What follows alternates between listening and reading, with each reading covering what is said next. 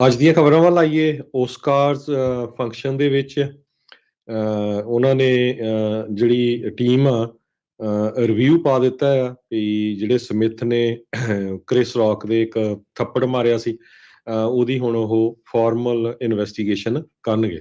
ਜੀ, ਕੱਲ ਜਿਹੜੇ ਆਸਕਰਸ ਆ, ਜਿਹੜੇ ਪਿਛਲੇ ਸਾਲ ਤਾਂ ਉਹਨਾਂ ਦੀ ਰੇਟਿੰਗ ਬਹੁਤ ਡਾਊਨ ਰਹੀ ਸੀ। ਇਸ ਇਨਸੀਡੈਂਟ ਦੇ ਕਰਕੇ ਕਾਫੀ ਚਰਚਾ ਦਾ ਵਿਸ਼ਾ ਜਿਹੜੀ ਉਹ ਬਣੀ। ਵਿਲ ਸਮਿਥ ਹਾਲੀਵੁੱਡ ਦੇ ਮੰਨੇ ਪ੍ਰਮੰਨੇ ਐਕਟਰ ਤੇ ਜਿਹੜੇ ਹੋਸਟ ਕਰ ਰਹੇ ਸੀ ਕ੍ਰਿਸ ਰੌਕ ਮੰਨੇ ਪ੍ਰਮੰਨੇ ਕਮੇਡੀਅਨ ਆ, ਉਹਨਾਂ ਨੇ ਇੱਕ ਜੋਕ ਮਜ਼ਾਕ ਕੀਤਾ ਜਿਹੜੀ ਵਿਲ ਸਮਿਥ ਦੀ ਵਾਈਫ ਉਸ ਦੇ ਗੰਜੇਪਣ ਦੇ ਬਾਰੇ। ਕਿਹਾ ਜਾ ਰਿਹਾ ਹੈ ਵੀ ਵਿਲ ਸਮਿਥ ਦੀ ਜਿਹੜੀ ਵਾਈਫ ਆ ਉਹ ਇੱਕ ਬਿਮਾਰੀ ਤੋਂ ਪੀੜਤ ਆ, ਜਿਸ ਕਰਕੇ ਉਸਦੇ ਸਿਰ ਦੇ ਵਾਲ ਝੜ ਰਹੇ ਸੀ। ਪਹਿਲਾਂ ਤਾਂ ਉਹ ਹੱਸਦਾ ਨਜ਼ਰ ਆਇਆ, ਬਾਅਦ ਦੇ ਵਿੱਚ ਅਚਾਨਕ ਉਸਨੂੰ ਗੁੱਸਾ ਆਇਆ ਤੇ ਸਟੇਜ ਤੇ ਜਾ ਕੇ ਕ੍ਰਿਸ ਰੌਕ ਦੇ ਥੱਪੜ ਜੜ ਮਾਰਿਆ ਤੇ ਬਾਅਦ ਦੇ ਵਿੱਚ ਵਾਪਸ ਆ ਕੇ ਜਿਹੜਾ ਉਹ ਬੈਠ ਗਿਆ।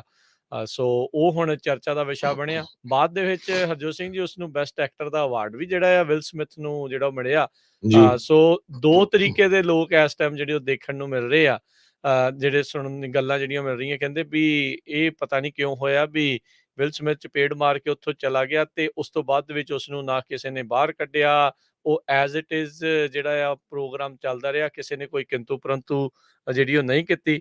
ਬਾਅਦ ਦੇ ਵਿੱਚ ਕਹਿੰਦੇ ਵਿਲ ਸਮਿਥ ਨੇ ਅਕੈਡਮੀ ਤੋਂ ਤਾਂ ਮਾਫੀ ਮੰਗੀ, ਕ੍ਰਿਸ ਰੌਕ ਤੋਂ ਨਹੀਂ ਮੰਗੀ। ਪਰ ਹੁਣ ਜਿਹੜੀਆਂ ਨਵੀਆਂ ਖਬਰਾਂ ਦੇ ਮੁਤਾਬਕ ਕਹਿੰਦੇ ਵੀ ਕ੍ਰਿਸ ਰੌਕ ਤੋਂ ਉਸਨੇ ਮਾਫੀ ਜਿਹੜੀ ਆ ਉਹ ਪਰਸਨਲੀ ਮੰਗ ਲਈ ਹੈਗੀ ਆ ਤੇ ਕ੍ਰਿਸ ਰੌਕ ਨੇ ਉਦਾਂ ਅਸੌਲਟ ਦੇ ਚਾਰजेस ਵਿਲ ਸਮਿਥ ਦੇ ਉੱਤੇ ਲਾਉਣ ਤੋਂ ਇਨਕਾਰ ਕਰ ਦਿੱਤਾ ਸੀਗਾ। ਜੀ। ਸੋ ਸੋ ਇਹ ਬਿਲਕੁਲ ਲੱਗਦਾ ਆ ਵੀ ਸਮਿਥ ਦੇ ਉੱਤੇ ਕੁਛ ਨਾ ਕੁਛ ਡਿਸਪਲਿਨਰੀ ਐਕਸ਼ਨ ਜਾਂ ਸੈਂਕਸ਼ਨਸ ਲਾਈਆਂ ਜਾਊਗੀਆਂ, ਪਰ ਇਹ ਨਹੀਂ ਲੱਗਦਾ ਵੀ ਜਿਹੜਾ ਉਹਨੂੰ ਇਨਾਮ ਦਿੱਤਾ ਗਿਆ ਆ ਉਹ ਵਾਪਸ ਲਿਆ ਜਾਵੇ। ਕਹਿੰਦੇ ਵੀ official standards of conduct academy ਦੇ ਮੁਤਾਬਕ ਕਹਿੰਦੇ ਵੀ ਕਿਸੇ ਤਰ੍ਹਾਂ ਦਾ ਵੀ ਜਿਹੜਾ ਅਬਿਊਜ਼ ਕਰਨਾ ਆ ਉਹ ਰੋਂਗ ਹੈਗਾ ਆ। ਜੀ, ਜੀ। ਆਸਕਰ ਇਸ ਬਹਾਨੇ ਇਸ ਵਿਵਾਦ ਦੇ ਕਰਕੇ ਕਦੀ ਫੇਰ ਲੋਕਾਂ ਦੀ ਚਰਚਾ ਦੇ ਵਿੱਚ ਉਹ ਆਏ।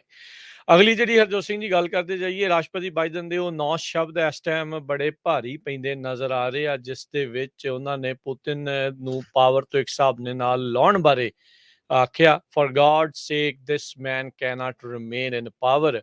ਸਿੱਧੇ ਅਸਿੱਧੇ ਤੌਰ ਦੇ ਉੱਤੇ ਰਾਸ਼ਟਰਪਤੀ ਜਿਹੜਾ ਪੁਤਿਨ ਆ ਉਸ ਨੂੰ ਸੱਤਾ ਤੋਂ ਲਾਂਭੇ ਕਰਨ ਦੀ ਜਿਹੜੀ ਆ ਉਹ ਗੱਲ ਕੀਤੀ ਗਈ। ਕਹਿੰਦੇ ਉਹਨਾਂ ਨੇ ਖੁਦ ਹੀ ਇਹ ਲਾਈਨ ਜਿਹੜੀ ਆ ਐਂਡ ਦੇ ਵਿੱਚ ਬੋਲੀ, ਇਹ ਲਿਖੀ ਜਿਹੜੀ ਆ ਉਹ ਨਹੀਂ ਗਈ ਸੀ। ਯੂਰਪ ਦੇ ਵਿੱਚ ਇਸ ਜਿਹੜੇ ਬਿਆਨ ਤੋਂ ਬਾਅਦ ਦੇ ਵਿੱਚ ਭੱਜਦੜ ਜਿਹੜੀ ਉਹ ਮਚੀ ਪਈ ਆ ਤੇ ਸਥਿਤੀ ਜਿਹੜੀ ਮਾਸਕੋ ਦੇ ਨਾਲ ਅਮਰੀਕਾ ਦੇ ਸੰਬੰਧਾਂ ਦੀ ਆ ਉਹ ਹੋਰ ਵੀ ਜਿਹੜਾ ਤਾਣਾ ਹੈ ਕਹਿੰਦੇ ਵੀ ਢਿੱਲਾ ਪੈਂਦਾ ਨਜ਼ਰ ਆ ਰਿਹਾ, ਟੁੱਟਣ ਦੀ ਕਗਾਰ ਦੇ ਉੱਤੇ ਪਹੁੰਚਿਆ ਪਿਆ ਹੈਗਾ ਆ। ਸੋ ਜਿਹੜੇ ਵਾਈਟ ਹਾਊਸ ਵਾਲੇ ਆ ਉਹਨਾਂ ਨੇ ਬੜੀ ਕੋਸ਼ਿਸ਼ ਕੀਤੀ ਵੀ ਇਹ ਕੰਟਰੋਵਰਸੀਜ਼ ਨੂੰ ਕੰਟੇਨ ਕੀਤਾ ਜਾ ਸਕੇ, ਪਰ ਨਹੀਂ।